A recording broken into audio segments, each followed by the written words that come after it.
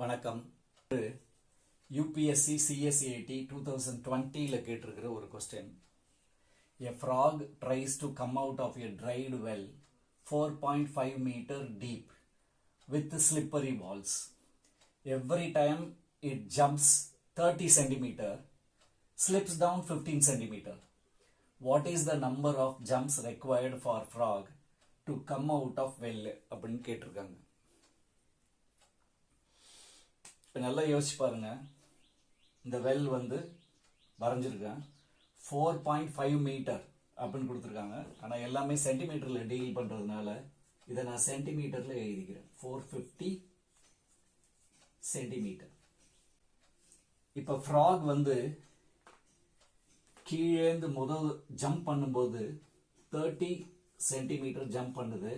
ஆனால் மறுபடியும் 15 centimetre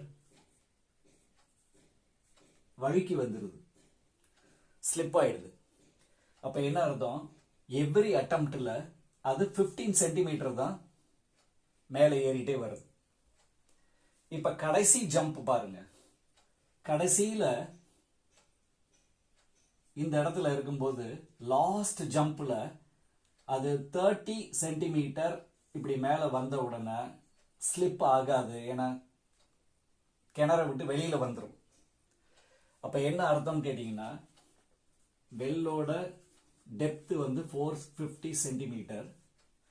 last அட்டம்ப்டில் slippery இல்லை, அதனால நமக்கு இப்போ அது 420 சென்டிமீட்டரை ஜம்ப் பண்ணி ஸ்லிப் ஆன பிறகு எத்தனை அட்டம்ப்டில் அது பண்ணும் அப்படின்னு, எவ்ரி அட்டம்ப்டில் அது 15 சென்டிமீட்டர் தான் மேலே போகுது.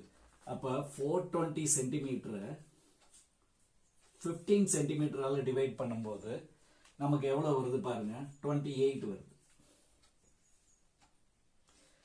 இப்போ 28 அட்டம்ப்ஸை 420 சென்டிமீட்டருக்கு வந்துடும். லாஸ்ட்ல ஒரு அட்டம்ப்ட் 30, அப்போ 450 வெள்ளை விட வெளியில் வந்துடுது, அதாவது கிணற விட்டு வெளியில் வந்துடுது. அப்போ 28 + 1 29 அட்டம்ப்ட்ஸில் அது கிணற விட்டு வெளியில் வர முடியும். Option B is the answer.